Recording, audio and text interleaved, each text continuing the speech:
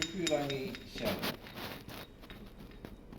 He Pupurangi, he kaitiaki a hau, titiro mai ki taku anga kakariki e tōrino nei. E marohi mā me tō aurere. Ai, ka kāinga e au te noke, me ki te sushi noke Māori. Heoi, ko tahi rau mita mano takuroa e kore irikati, kore, tahi, toru, mita mano, he kona te tere o te kōneke.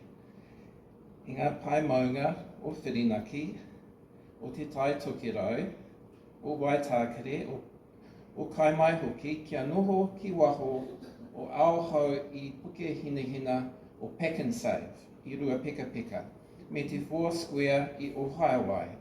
Hei whakaako I a tātou tamariki I tō rātou hitori I te rua karaka. I tauataki wā pea kia tuauri, kia tuari atu I ngā kihu parawa udon mai I ngā ipu para nui. Kia aora ai I a tātou tamariki te noke. Ko te mea e tino aroha ana ahau ko ōku rākau kauri me ngā tīwai kai tā e toe ere ana me tāwhiri mātea. Ai, ko tōna tā roa ka toro ake I ōku ake kawe roroa. Ka ki atu au ki ngā tamariki no ngā 200 miriona tau I tua atu o te tiriti o Waitangi, tō mātou nei whakapapa. Nā te puhipi o mātou tūpuna e rarau ana atu I tētahi kimo kawe rā me te tapa mai ki tōna ake ingoa whānau. Ko Pariwhanta Busby, e whakamāna I aia anō.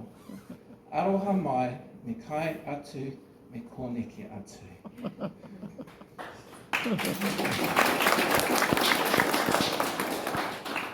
Pupurangi Shelley.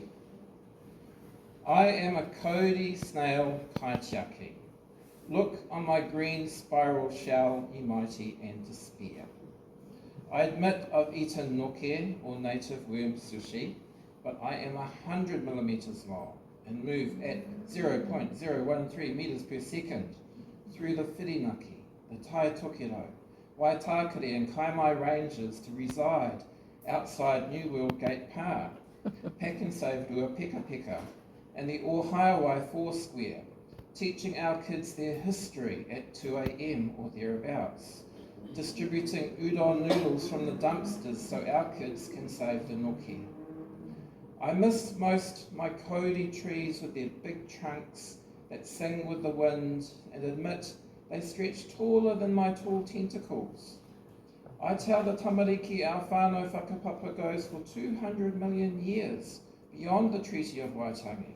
And when James Busby picked up our tipuna in a tentacular blink, twice giving us his surname, Periphanta Busby, making it all about him. Aroha mai, sorry, I must eat and run.